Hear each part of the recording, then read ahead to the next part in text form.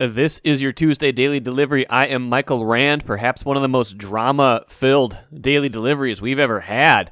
Been sitting here Tuesday morning early watching the USA Women's Gymnastics. Spoiler alert, I'll be talking a little bit about that. I think the most of it's going to be shown in prime time, but I've been watching the feed this morning. Quite a lot happening with that, which I'll get to in a minute.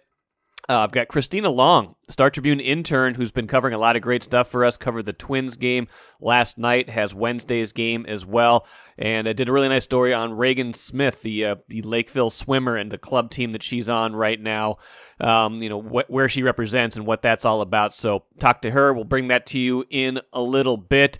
Got some Aaron Rodgers updating here. We got some Josh Donaldson trade rumblings. I mean, my goodness, it's late July.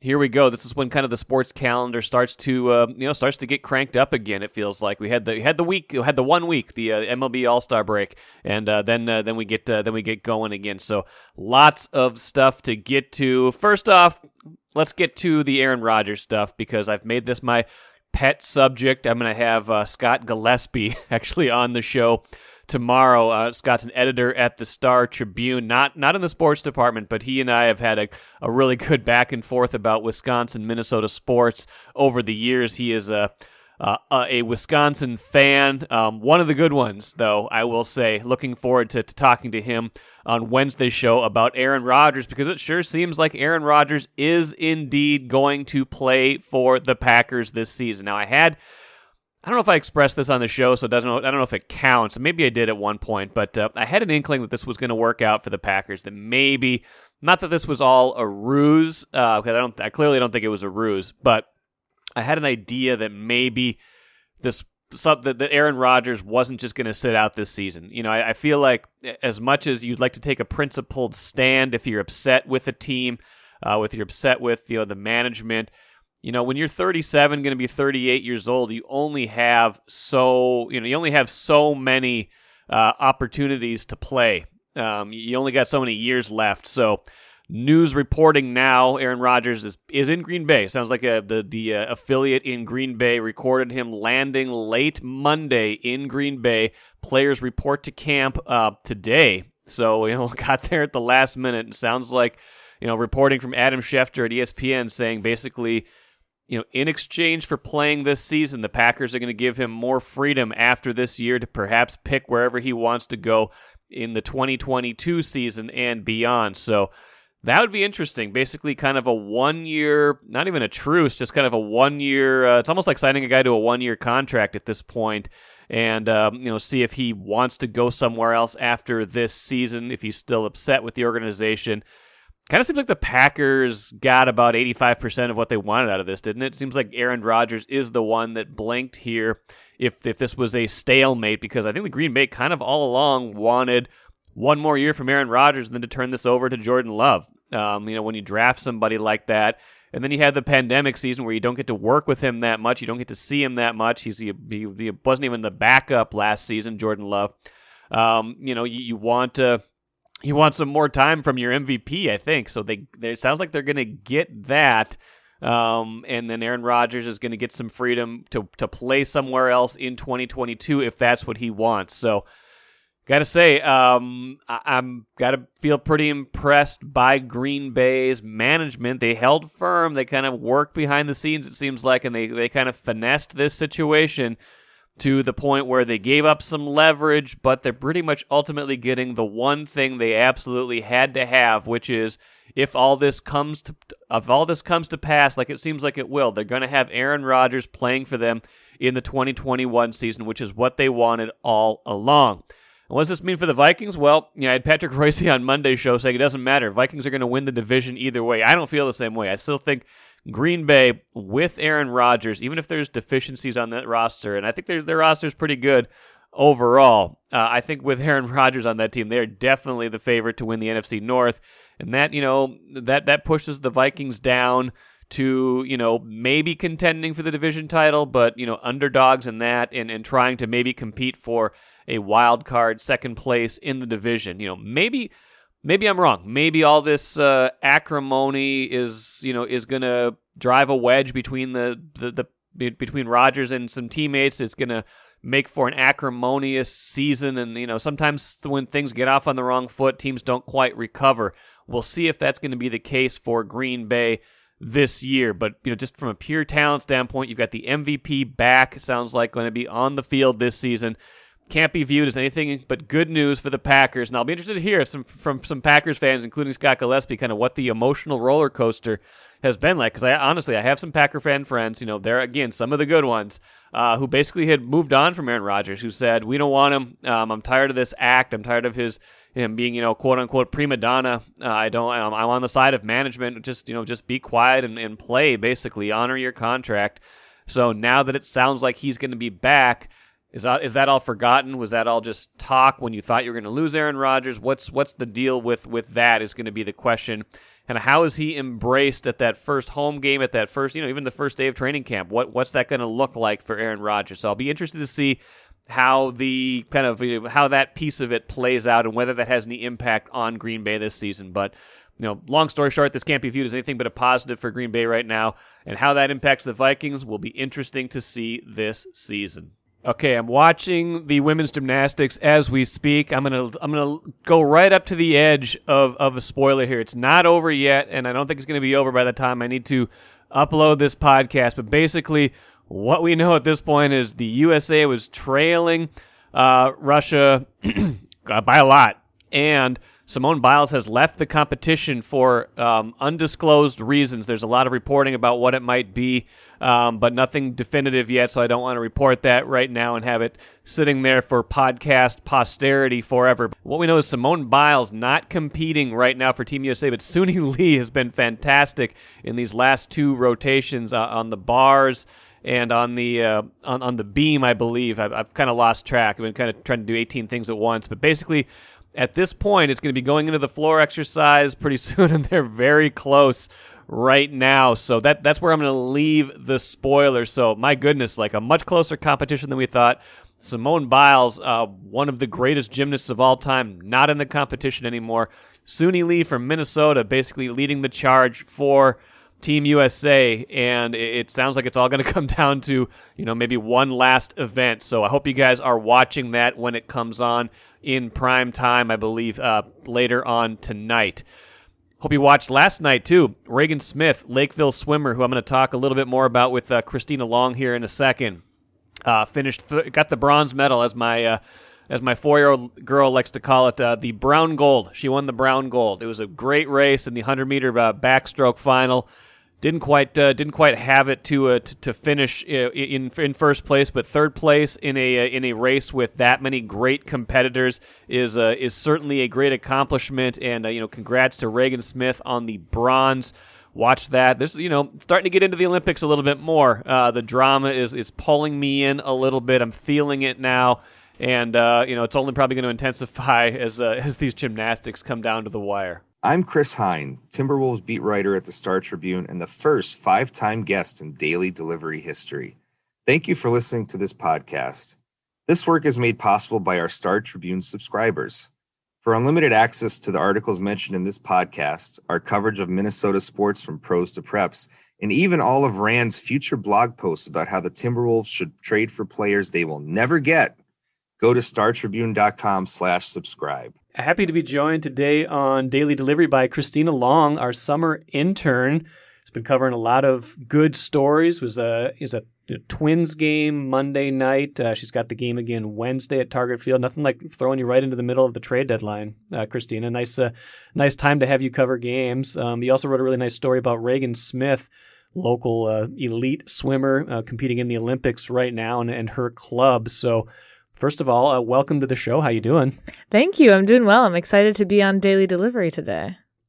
Glad to hear that. Let's start with your Regan Smith story, and then I want to get into some Twin stuff, because I do think it's really cool that they're just like, Christina, go cover these Twins games in late July for a team that's unloading all of its best players.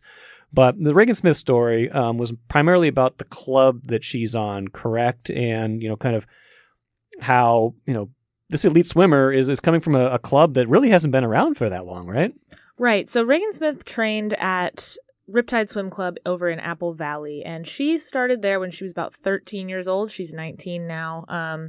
And Riptide has only been around for about 9 years. A guy named Jim Wise started it up. He owned the Wise Swim School for a while before he started Riptide, and he still has the swim school.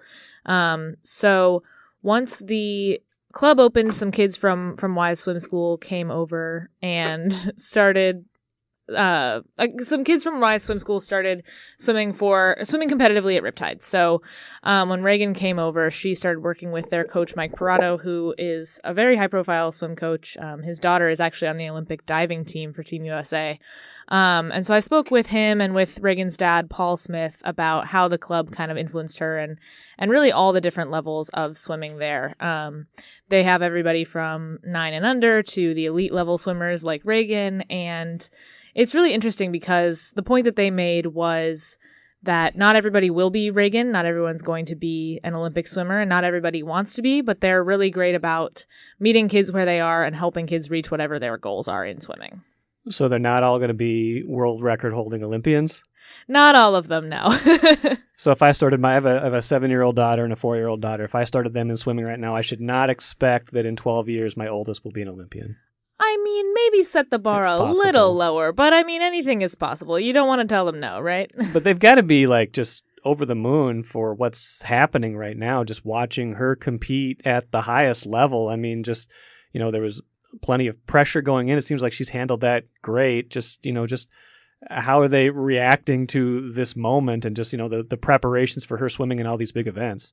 Yeah, they went up to watch her swim in the Olympic trials in Omaha. They took a group of about 40 people, mostly kids, cool. who are like 12 and under. And they went up to watch her up in Omaha. And apparently, I didn't know this about Regan, but she always wears a pair of pink Crocs when she goes to the blocks. And she always has her pink Crocs. Her dad told me that she likes to paint her nails fun colors now. She wore a pink swim cap at trials, and the kids that went up there all were decked out, and they all had their own pink Crocs, and they nice. had these pink Riptide shirts and all these pink Regan things, and she, signed some of their arms and all of that. So they were really excited to be there to watch her. And then for Tokyo, since everything's, in the middle of the night, right. And these kids have a bedtime, they are some kids' parents are doing kind of some individual watch parties. They aren't doing anything as a club, but some kids they're doing some events at the club during some practices. They're doing some, they're having you can guess what Regan's time is going to be, and whoever's closest nice. gets a prize, things like that for the younger kids to get excited about the Olympics. That's cool. I like that she has personality too, because I don't think that's necessarily uncommon, but that can be a little bit of I think it maybe can be hard, or there's some trepidation, especially for a really young athlete, to just be their authentic self. And it sounds like if she's just like wearing the Crocs and just painting the nails and all that stuff, it sounds like she's got some of that to her. Yeah, definitely. It's amazing. I mean, she's younger than me. She's 19 and she's competing at the highest level. And, sometimes a kid wants to be a kid. And even though she's a young woman, I think it's really cool that she gets to kind of show who she is a little bit, for sure. Yeah, absolutely. And we'll be watching the rest of her performances at the Olympics. I think she's got one more big event coming up later this week, and of course had the big one on Monday night that we talked about already here on the show. Let's transition into some Twins talk. I don't know how much Twins you expected to be covering, but a lot of times the intern does cover some baseball. But when you took the internship, I imagine you certainly didn't expect this to be a team that is losing way more than it's winning, and that in late July, if you were assigned to, if you were assigned to cover a game, you might expect it to be a trade deadline situation in the other direction, where they might be adding players, not subtracting players. How are you enjoying that piece of this, and are you ready for trade deadline week?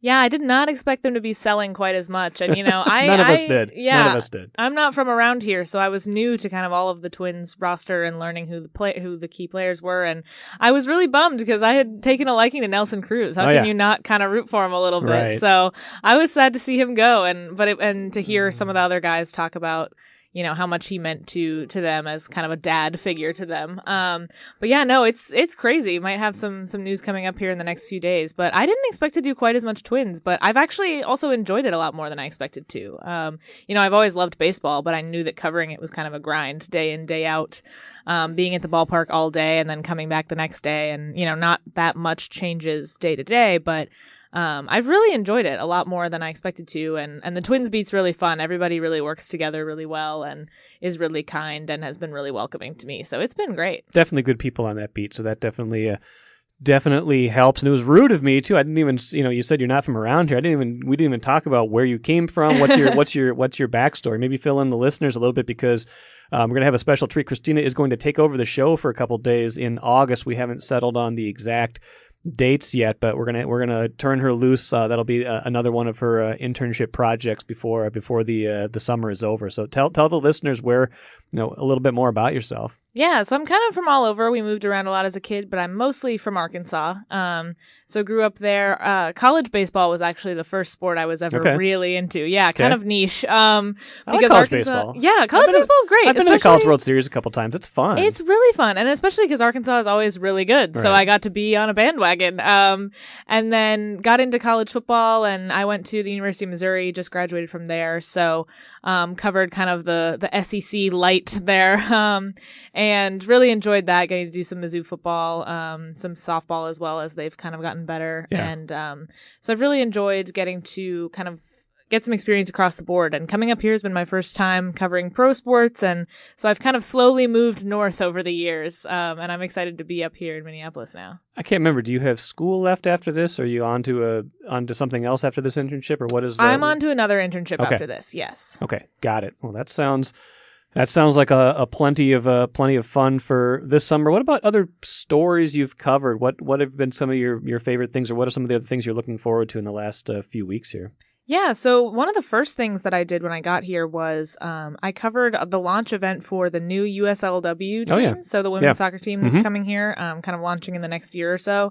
And that was really cool. I mean, I've always been passionate about women's sports, and so it was really cool to get to see kind of a new professional team. Minneapolis has all of the sports. We've got all the sports. We got more now. We got room to add, I guess. Yeah. We don't subtract, we just add. Right. So it was cool to get to see another thing showing up there, and getting to meet some of the people involved with that club. I haven't covered any Lynx games, but I've gotten to attend a couple of them, and sit in the press box with Kent Youngblood. And I'm going to be speaking with Laisha Clarendon here in the next couple of weeks, to talk about their transition here to Minneapolis, since they're relatively new to the team, and talk about, they're on the break now, but the Lynx really took off as soon as they signed her. So yes, she's been great, and I'm really looking forward to talking to them. And so that's one that's coming up. And other than that, it's been a lot of Twins and a lot of Minnesota United, which I've been learning soccer on the fly, which has been actually a lot of fun. I've really gotten into soccer so far. So nice. I covered a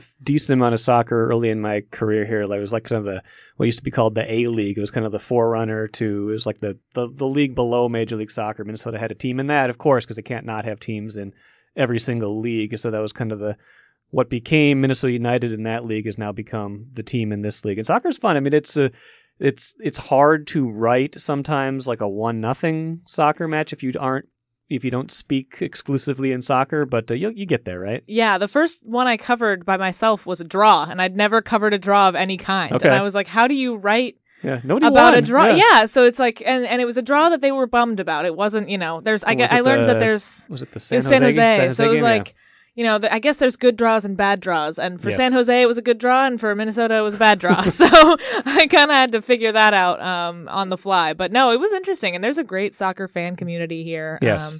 From lower league to MLS. It's really interesting. So I've enjoyed that a lot. Oh, that's cool. That's cool. I should promote this, too, since you brought up the Lynx. Hopefully going to have Kayla McBride on the show here coming up either later this week or early next week. She's been a big part of what they've been doing this year, too. And I think they started out 0-4 this year, and then since then they've really been taken off, 0-4, 0-3, something like that, and they've been really playing well. Not a surprise given their track record, what Cheryl Reeve has done here since taking over this franchise a decade ago, but really impressive stuff from them and looking like they could be a contender as well. Now, you're going to be out at Vikings a little bit, too. I don't imagine Arkansas is not the middle of pro football territory. What are you looking forward to from that? Yeah, it's going to be a totally new experience. I mean, there were the occasional Cowboy fans down in Arkansas, but Arkansas, the university was really the pro team for us.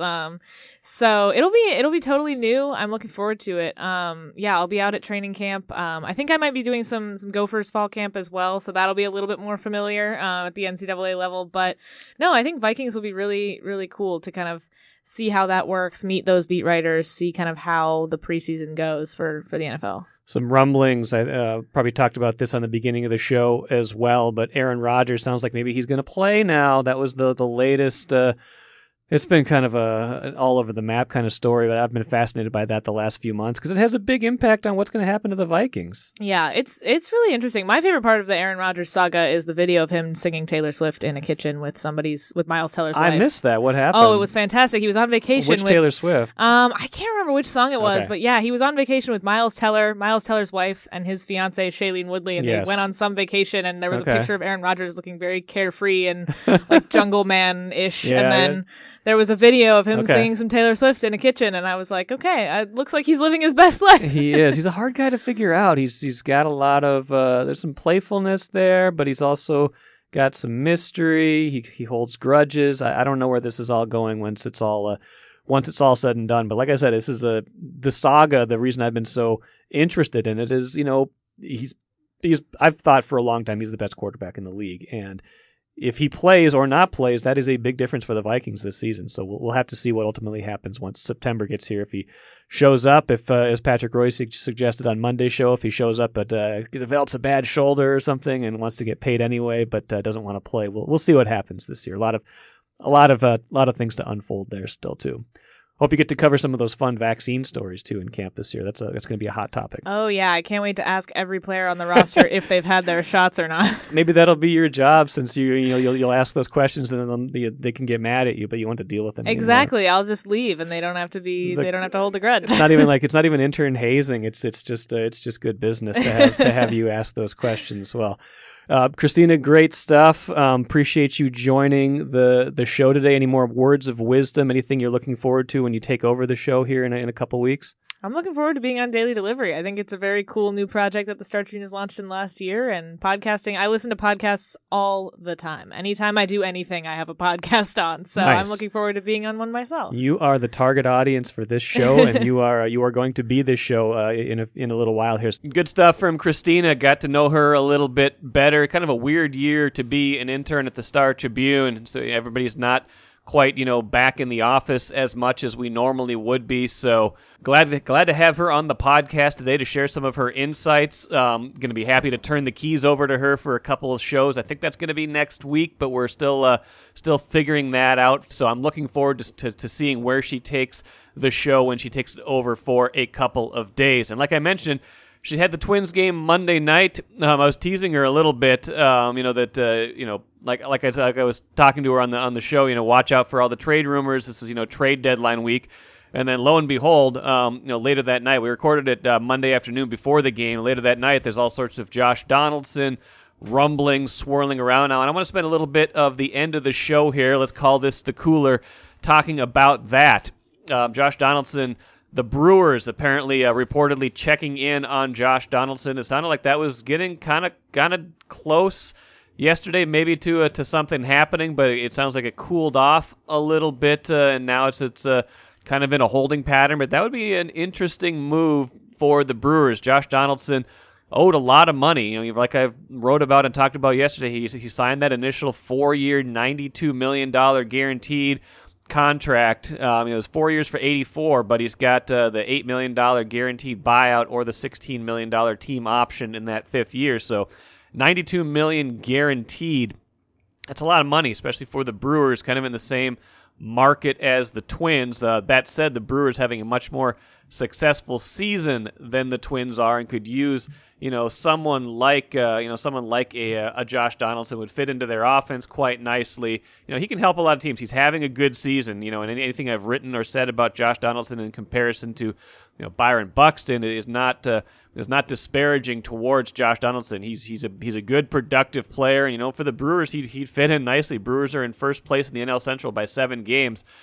This could be a year where they feel like they've got the team to push for the postseason. There's a lot of good teams in the NL West. But if you can win your division and get a good matchup, you can be on your way maybe to competing for a title. Now Donaldson came in 2020, high hopes. Twins hit 307 home runs in 2019. Donaldson coming in, former MVP award winner, a guy who routinely hit 30 home runs when he was healthy. Looked like he was going to be just another piece of the puzzle on offense. He's got some elite defense in his background. I think he's been good. He had to play through some injuries last season, and that was disappointing. He landed on the injured list right away this year, and you're like, uh-oh, here we go again. But since he's come back from that early injury, he's been pretty durable and productive. He's hitting the ball hard. But obviously this is not going the way the Twins thought it would go this season. He signed here, I'm sure, in part because of the money. Every athlete wants to get paid, and this is probably certainly his last really big contract. He signed it when he was, aged, I think this is age 34 season. So you're paying for his 34, 35, 36, and 37 seasons, which was a little concerning, but he's a guy who does take care of his body. And so, maybe that was a little bit of a less of a concern, even with the injury risk. And he's been productive, but you got to figure part of the reason he signed here was to compete. This is a team that had won a division title in 2019, won another one last season, even though he only played a little bit and didn't get to play in the postseason because of that injury. But really, I'm sure there was high hopes still of, competing, contending for the duration of his contract. And that just hasn't happened. And if this is going to be a rebuild, and I don't think we're there yet, trading Nelson Cruz doesn't signal a rebuild, but if more significant moves get made this week, if you're starting to think about, is Jose Barrios going to get traded? Is, are some of the other guys going to get traded? Is Taylor Rodgers going to get dealt in the next few days here? Then you're talking about, are you really going to compete in 2022? And then by that point, you only got 1 year left on Donaldson's contract in 2023, and he's a 37-year-old at that point. So is that someone who you should be looking to move right now while he's still got a lot of value and while you can get him to a better situation where he can compete, for a championship, which he had hoped to do here? Now it's going to be a matter of, can they make the money match with the Brewers? Do they have to eat a little bit of that salary to get prospects, or do they have to eat a little bit of that salary anyway just because he's on a pretty big contract? Or is that just fair value for someone like Josh Donaldson, and that's going to be the trade if it happens with the Brewers or somebody else? I don't know. It'll be interesting to see. I'm not surprised that his name is in that kind of discussion right now, but that would be another signal of kind of where this team thinks its future is headed, and whether this is a short term, a medium term, or a slightly longer term fix before they think they can be competitive again. On the field, some strange stuff last night. Max Kepler knocks in the winning run, hits a extra base or extra innings single in the 10th inning off of a really tough left-handed pitcher for Detroit. And he drives in Kenta Maeda. Yeah, you didn't see that wrong. You didn't hear that wrong. The pitcher was on base because the pitcher's spot was due up, and instead of having Caleb Thielbar run, instead of having Mitch Garver run, which was allowed because you can do that, you can use the guy before that in extra innings as your extra runner, but they decided to put Kenta Maeda out there because apparently he's a good base runner. He's done this before, and he scores from second on that 2-out single to give the Twins the victory. And again, at this point in the season, not mattering much in the standings, but a win is a win. You want to see them win no matter what. So good win for the Twins, even as they kind of head towards this week of uncertainty. And let's end this show with my absolute favorite quote of the whole year. Here's Mitch Garver explaining why he and his wife named his newborn son Gamble Lynn Garver. Gamble Lynn Garver. Long story short, my wife, when we lost our dog Benny to lymphoma earlier in the year, that was a gamble. That was a risk that we had to take to treat him, to try to save his life. And basically, like I said, long story short, scared money don't make money, and everything in life is a gamble. So it's a super unique name. We love him, and he has changed my perspective on a lot of things. Love it. Congrats to Mitch Garver. Congrats to the whole Garver family on a healthy baby boy. Love the name. It's cool. Love unique names. And so, that's going to be something that's, just part of his unique character his entire life, I would imagine. So I love it. It's a cool name, and he's absolutely right. Everything in life is a gamble. It was a gamble for the Packers, and it seems like it paid off with Aaron Rodgers. We'll have Scott Gillespie on tomorrow's show, like I mentioned, editor at the Star Tribune, Packers fan extraordinaire. Thanks for joining me here today. We'll catch you again on Wednesday.